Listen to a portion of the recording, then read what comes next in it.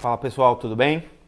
Bom, vim aqui falar um pouco das bases do programa e do que entende como empreendedorismo, contar algumas histórias e basicamente contextualizar o que a gente vai viver nessa jornada, né? Bom, vim falar então de empreendedorismo científico. Empreendedorismo científico é o que permeia todo o nosso programa e tudo que a gente faz. Mas antes de falar de empreendedorismo científico, é importante trazer para vocês, assim como eu sou engenheiro, vim da área técnica, a gente precisa destruir para construir. Isso significa que, e se eu falasse para vocês que tudo que você acha que sabe sobre levar produtos ao mercado for errado, né? Tudo que a gente aprendeu na faculdade, nos cursos que a gente fez, eles têm um outro contexto e eu quero tentar desconstruir isso com vocês agora. E eu vou trazer um exemplo disso, porque tudo que a gente aprendeu em engenharia de produto, né, ou eventualmente fazendo um plano de negócios, acaba sendo realmente o inverso do que uma startup, o empreendedorismo deveria fazer nesse primeiro momento para levantar uma ideia inovadora e colocar ela no mercado. Para ilustrar isso, eu queria contar uma história para vocês. A história da Iridium, que foi um verdadeiro fracasso. É um case até bastante conhecido, talvez até alguns de vocês já conheçam, tá? A Iridium era uma empresa que em 1999, né, liderada pela Motorola, resolveu ter uma grande ideia mesmo de colocar 77 satélites espalhados pelo mundo e criar uma rede móvel de telefonia que pudesse eventualmente até ser usada no Polo Norte e no Polo Sul, né? Então o pessoal foi lá, né, fez um super projeto para ser construído e levado esses satélites em um ano. Gastaram mais ou menos 5 bilhões de dólares para colocar essa rede de satélites no ar. A ideia era que já no ano seguinte, depois de colocado o satélite no ar, eles teriam, né, no plano de negócio deles, mais ou menos 500 milhões de assinantes, né, no mundo, utilizando essa rede móvel deles, né? Porém, né, o aparelho deles era muito grande, né, o telefone celular, custava mais ou menos 3 mil dólares o aparelho, de 98 para 99, e a ligação era mais ou menos 5 dólares por minuto, que na época, né, estavam começando também outras redes de telefonia móvel surgindo e estava bastante acima do mercado. Cara, o que aconteceu? Como eu falei, outras redes de celulares expandindo muito no mundo e no final do dia o telefone deles também só podia ser usado ao ar livre, né? Você tinha dificuldade de usar em centros urbanos porque é mais difícil de ter o sinal. Acabou que aconteceu que foi um verdadeiro fracasso o projeto deles. Chegou em 99, um ano depois, eles tinham só 10 mil assinantes e todos os satélites já estavam no ar, tudo funcionando, 10 mil assinantes, os clientes não aderiram ao serviço deles e logo em seguida eles já declararam falência e acabaram mudando de administração. Bom, eles mudaram de administração mais ou menos em 2001 e aí o que aconteceu hoje, na verdade os satélites estão lá no ar, hoje o exército americano usa e algumas instalações na Antártida para fazer pesquisa. Mas realmente assim, o que eles esperavam ganhar em retorno, gastaram 5 bi, né, e o retorno ser o exército americano e alguns pesquisadores na Antártida usando, assim, convenhamos que não era o que eles esperavam, tão quanto estratégia. Mas o que aconteceu de errado nesse case?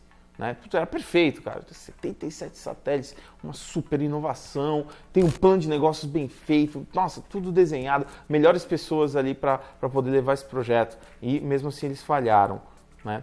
Então é importante, assim, só colocando alguns números, como eu falei, 5 bi, 77 satélites, 15 foguetes, a ideia, né, era ter 42 milhões de clientes, né? No primeiro ano só tiveram 10 mil. Bom, eles acharam, que eles identificaram um grande problema. E como que eles acharam isso?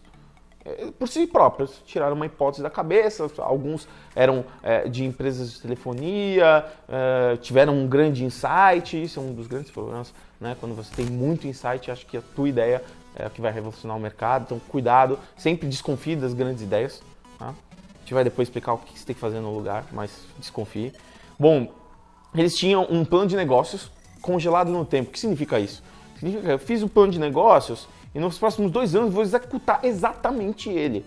Gente, o mundo é dinâmico, concorrência entra, né? Eles não viram as outras redes entrando, nem se preocuparam com isso, eles focaram em executar aquele plano que tinha feito em 98. E é um processo linear de desenvolvimento. Então, faço plano de negócios, evoluo, construo, coloco no mercado. Só depois eu vou ver se os caras aderem ou não à minha tecnologia, se aquilo é útil ou não para eles, como eu imaginei no começo. Bom, isso é bastante arriscado, né? E isso é o jeito que a gente considera errado de se fazer startup, né?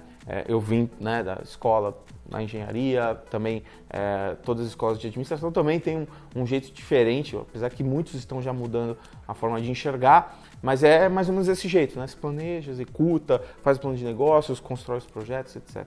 Tem coisas ainda que são super interessantes, então não jogue fora tudo que você aprendeu, mas para o contexto específico de startup e inovação, é importante fazer essa mudança de mindset e aqui o programa se propõe a mostrar isso para vocês, que mudando isso a gente consegue, com muito menos risco, ter mais assertividade e não cair no erro da Iridium, beleza?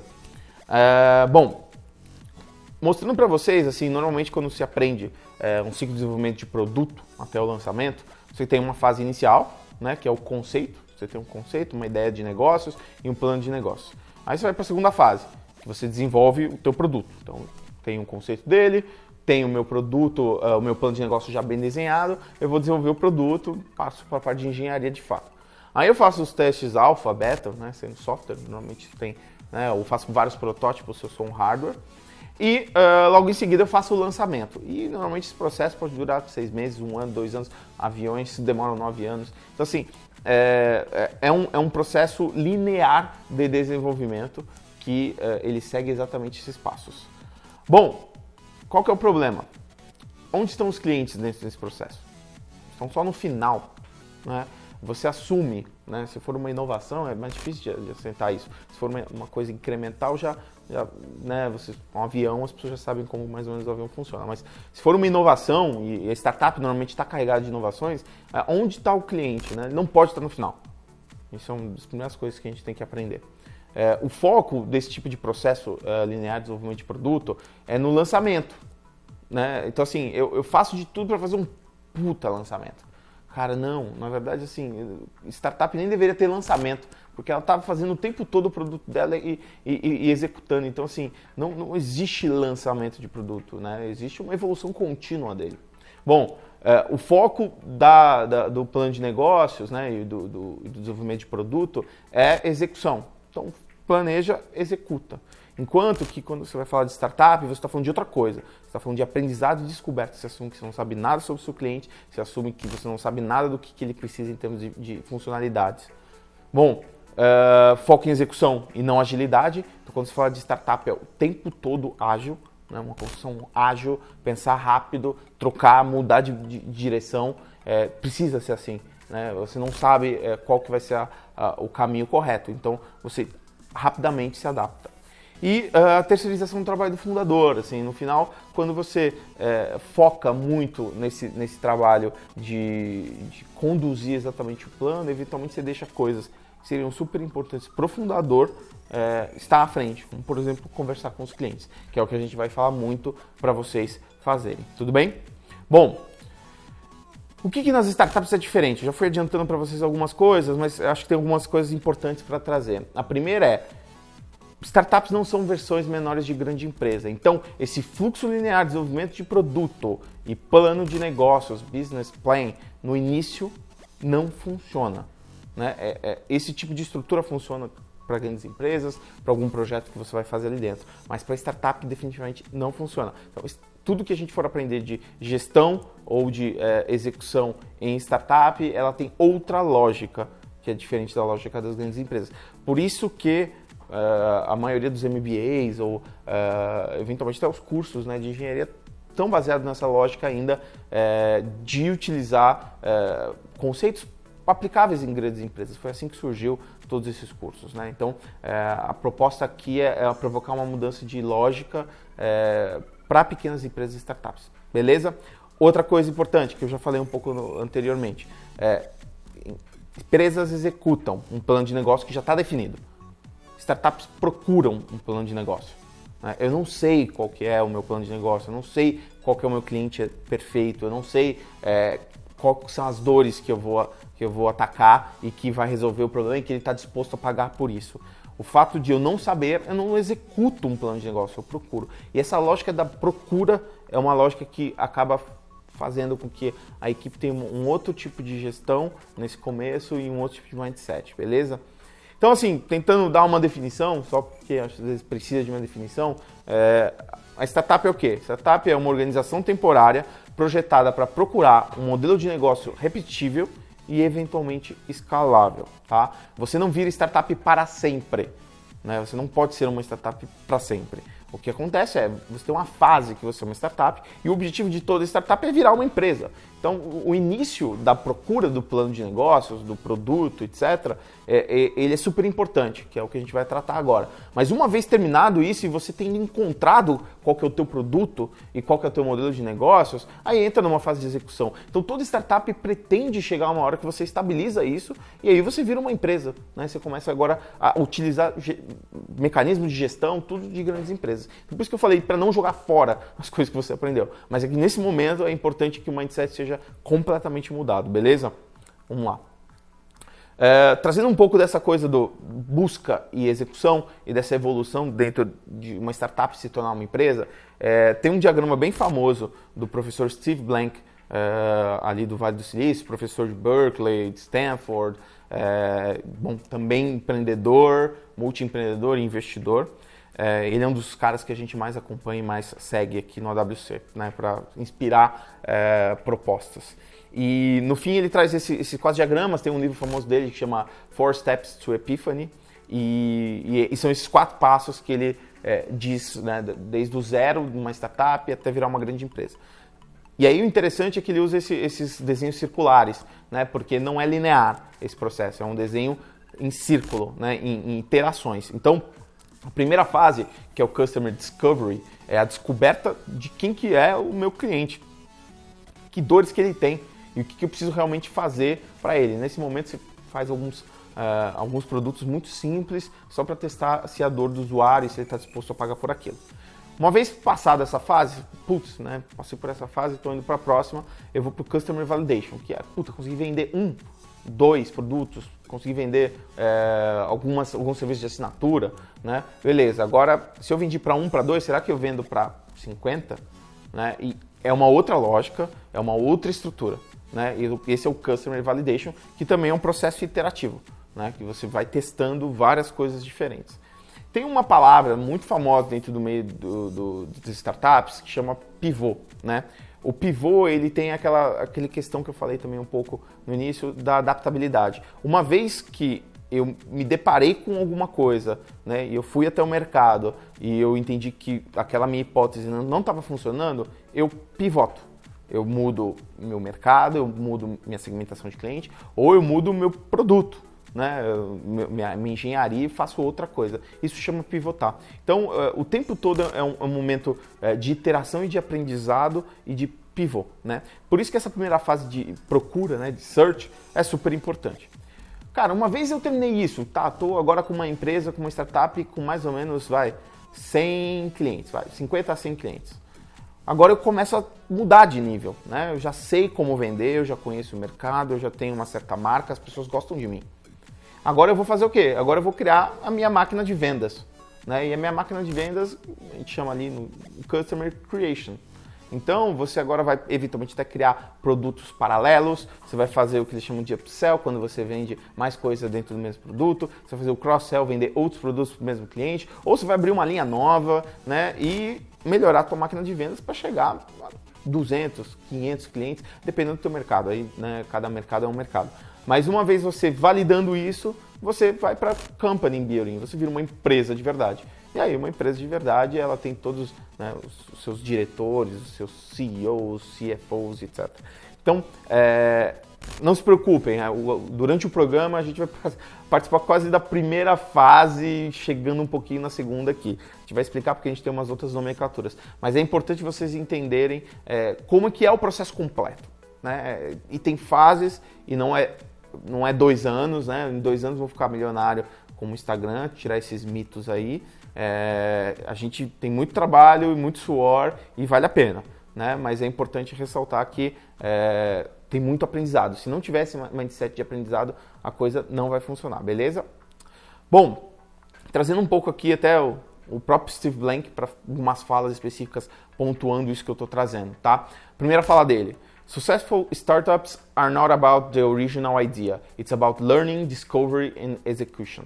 Então é isso, assim, não é a ideia inicial. Muitas vezes a gente valoriza demais a ideia inicial. A gente tem até medo de contar para o outro a ideia inicial porque eu acho que o outro vai roubar. Gente, esquece isso. Esquece, né? A ideia não vale nada, a ideia vale 1% da coisa. Né? Ninguém vai roubar a tua ideia. Fica tranquilo. Né? A questão está na execução. Né? E nesse processo de aprendizado. Porque primeira vez que você vai ao cliente tentar mostrar a tua ideia, você vai ver que você tinha todas as hipóteses erradas e que aquilo não serve para nada. Assim, eu garanto, todos os que passaram pelo programa vão com uma ideia achando que a ideia dele é genial. Chega na hora, tem que mudar. E aí quando a gente muda, a gente começa a acertar, aí começa a ficar legal. Porque quem está dizendo que precisa daquilo é o próprio consumidor, não é você. Então, a gente às vezes superestima essa palavra. Superestima a nossa capacidade de gerar ideias geniais. E pelo contrário, isso é um mito. Esqueça. A questão toda está no processo, beleza? Vocês vão entender isso, né? Talvez nesse primeiro momento vocês ainda olhem um pouco torto para essas frases, mas vocês vão entender o que eu estou querendo dizer. Bom, segunda frase do Steve Blank. Fail fast, learn quick, push yourself out of your comfort zone. Gente, vocês vão ver que o programa é super intenso. Por quê? Aprendizado, até chegar numa convergência, não é fácil, não é fácil.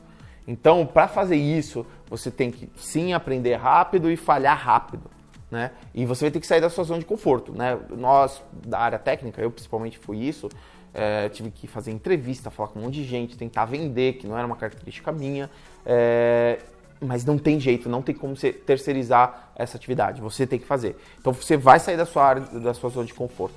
E, principalmente, fail fast, learn fast. Então, isso vai envolver disciplina e intensidade do parte de vocês. A gente vai ajudar, a gente vai botar um pouco de pressão, vocês vão ver isso no programa, mas no fim precisa que isso seja incorporado por vocês. Toda startup tem esse mesmo ritmo e saindo do programa vocês precisarão continuar nesse mesmo estilo, tá bom? Bom, importante, agora começando um pouco o que eu falei do empreendedorismo científico, né, que é a base do que a gente está propondo aqui no AWC. Como que funciona? Inicialmente a gente tem uma hipótese de negócio, todos vocês estão trazendo, né, TCCs e ideias iniciais de negócio, né, que têm suas justificativas, só que no fim elas são baseadas na fé, né? Eu acho, eu acredito, eu vivo esse problema, minha mãe vive esse problema, eu já vi no supermercado esse problema, não importa, né? Mas isso é baseado em fé. Né? Eu acho que tem uma solução ali. E talvez até tenha uma solução, mas eu não sei se é uma solução tão importante a ponto das pessoas pagarem por isso. Tá? Não é negar os problemas. O que se precisa entender é como que você faz para atacar esses problemas e eles tenham um valor, de fato, inclusive para um negócio sobreviver. Bom, uma vez que você está baseado na fé, isso vem muito do fundador, dos fundadores, você levanta hipóteses. A partir dessas hipóteses, você faz o quê? Você testa e aprende real life, fora do laboratório. Não se faz nada dentro do escritório, não se faz nada dentro do laboratório.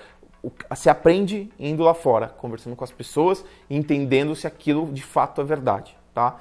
E isso que acontece, você fazendo esses experimentos, você volta e ou nega algumas hipóteses iniciais ou assume novas. Então, assim, esse ciclo nada mais é do que o ciclo, né, científico, né? Levantar hipóteses, fazer experimentos e depois voltar e reformular essas hipóteses. Esse tipo de cuidado em relação ao que vocês estão aprendendo vai ser essencial. Esse tipo de pensamento crítico vai ser essencial para que vocês se mantenham inconformados com o que vocês já sabem, inconformados procurando brechas para fazer a sua startup crescer. Esse é o segredo. Fazer, levantar hipóteses e testar o tempo todo, tá? Então é importante essa intensidade, que isso, né, que esse ciclo de hipótese e teste aconteça de maneira muito intensa, beleza? Vamos lá. E o que vocês vão vivenciar aqui no programa com a gente? Bom, tem algumas coisas que a gente traz para vocês, né, de como funciona.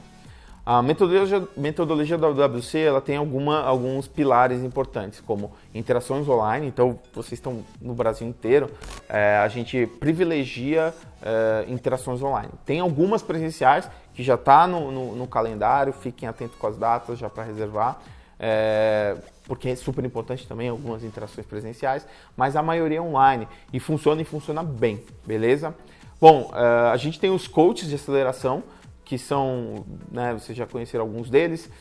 Os coaches, eles vão ajudar a você vivenciar o processo de empreendedorismo científico da melhor forma possível. Eles vão te pressionar, eles vão te ajudar, fazer refletir, serão as pessoas que você confia para poder conversar sobre o teu negócio e o teu business, tá? Óbvio que seus sócios são mais importantes ainda, mas o coach do AWC te ajuda nisso. A gente tem os workshops presenciais, como eu falei, e tem uma ajuda financeira. Tá? O AWC se propõe a levantar e ajudar o teu protótipo a ser construído. Mas, lembrando, existem coisas antes de você construir. Né? A gente não pode assumir de novo o erro da Iridium, né? De achar que tem um plano de negócio perfeito e construir aquele plano perfeito que vai dar chabu. Tá? Acredita em mim. Então a gente precisa completar uma fase primeiro, que é o que vocês vão vivenciar primeiro, para depois fazer um novo projeto, né, e aí pegar o dinheiro da WC. Então, fiquem tranquilos, isso vai acontecer, e quanto mais rápido vocês fizerem a primeira fase, mais rápido se chega ao projeto da engenharia e mais rápido chega o dinheiro. Então, eu falo isso porque é super importante estar muito focado nessa primeira fase. Né? E quanto antes você começar a construir, mais rápido você consegue ter uma venda final completa e uma validação. Beleza?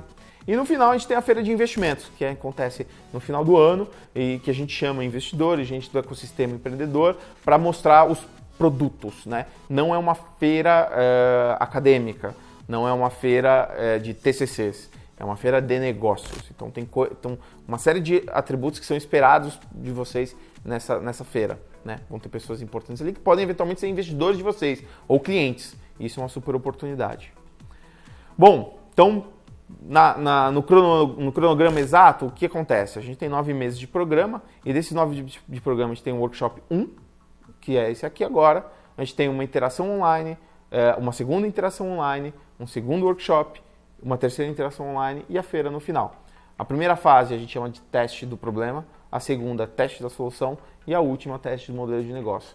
Ela tem um certo overlap, e a partir desse overlap, algumas startups chegam mais cedo na próxima fase, outras demoram um pouco mais, mas não tem problema. O importante é sempre estar avançando, aprendendo e evoluindo o teu modelo de negócio. Baseado em evidências, então é um empreendedorismo científico, como eu falei. É super imersivo e full contact com o cliente. Você tem que estar o tempo todo em contato. Não perca contato. Ficou uma semana, 15 dias sem falar com alguém, a energia já começa a cair, a curva de aprendizado começa a cair, então isso é importante. E ficar sempre nesse ciclo do hipótese, teste, revisa e repete, beleza? Importante, a gente que vem da área técnica, da engenharia, normalmente a gente gosta de contar o nosso produto a partir da tecnologia, né? Qual a sua startup? Uma startup de AI, Deep Learning, para encontrar objetos no escuro, tá? Né? Os clientes não dão a mínima para sua tecnologia. Aliás, se você falar Deep Learning, também não interessa, né? Então, assim, isso é a primeira coisa que vocês precisam aprender, né? Os clientes não dão a mínima para sua tecnologia. O que eles dão a mínima né? O que eles se importam no final do dia é o benefício que aquilo vai trazer para ele. Né? No final, se você falar do AI, vai falar legal, mas se compra, depois volta a se falar, né? Se você trouxer, cara, eu tenho aqui, né, um sistema que vai revolucionar o jeito que você vai trabalhar, né, ou o jeito de você encontrar os objetos que você perde num estúdio escuro, né, e é só com o celular, o cara fala, nossa, eu não falei IA, não falei Deep Learning, não falei nada, né, eu falei os benefícios. Então, esquece a sua tecnologia, a gente vai começar a trabalhar benefícios, e é isso que a gente vai testar com o cliente. O programa é intenso, já falei várias vezes, vamos repetir, é preciso dedicação. E um dos pilares nossos de medida é participação e dedicação. Então, aprendam isso desde o day one e deem o melhor de vocês desde o day one, beleza? E aprender e compartilhar com o grupo é parte significativa do processo. É super importante que vocês estejam em equipes assistindo e participando de todas as fases do programa. Uma vez ou outra, às vezes um outro elemento não consegue estar, isso é ok, mas não faça disso uma recorrência, porque você se desalinha e a coisa se perde. E a mesma coisa com a gente, com as outras equipes do WC. É preciso estar em alinhamento e sincronismo constante, isso é essencial. Então, coloquem isso na cabeça de vocês, travem todas as agendas desde já, porque o programa é intenso e é importante que vocês estejam em todos os eventos. Os presenciais nem se fala, tudo bem? No final do ano, a gente tem a feira. O que é esperado de vocês nessa feira? Então, demonstrar com segurança a relação do entendimento do usuário. Então, vocês precisam saber o usuário. Hoje, se a gente conversar com vocês, a gente sabe que vocês sabem muito pouco do usuário de vocês. E como que vocês mostram a relevância disso? Trazendo dados e fatos embasados.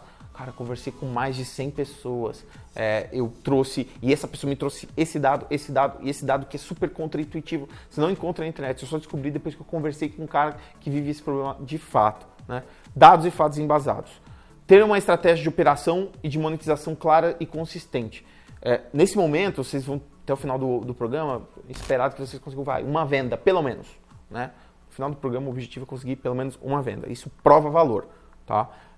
Mas talvez uma venda vocês não tenham exatamente já tudo pronto, né, e dizer que o teu modelo de negócio está bem definido. Então, pelo menos com desenvolvimento lógico e argumentativo, você consegue mostrar que você sabe por onde você vai conseguir adquirir mais clientes.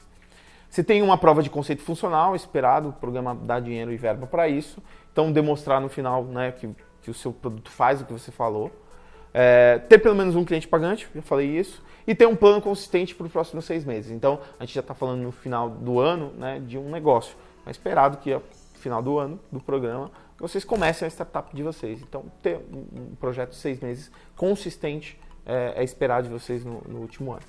É isso, gente. Então, assim, a mensagem principal de agora e desses primeiros dias de trabalho é get out. Sai do conforto, sai da sala de aula, sai do seu quarto, sai da escola. A gente descobre negócios na prática, conversando com as pessoas. Então, vai ser muito difícil, assim, eu falo para vocês, para mim foi difícil, né? Mas é importante, vocês vão ver que depois da entrevista, número 50, 60, Diogo, 60, né? Você tem um momento ahá, assim, você fala, caraca, né? Eu descobri um negócio, eu descobri um secret ali, que é essencial para o meu negócio voar, né? E esses momentos ahá, esses breakthroughs, são as coisas que fazem valer a pena e que geralmente é aí que a startup começa a engrenar. E isso só acontece com volume. Então, se esforcem, façam volumes de entrevista, saiam do laboratório, criem suas hipóteses, mas saiam do laboratório para testar elas e voltem. Beleza? Então é isso, gente. Muito obrigado, até daqui a pouco.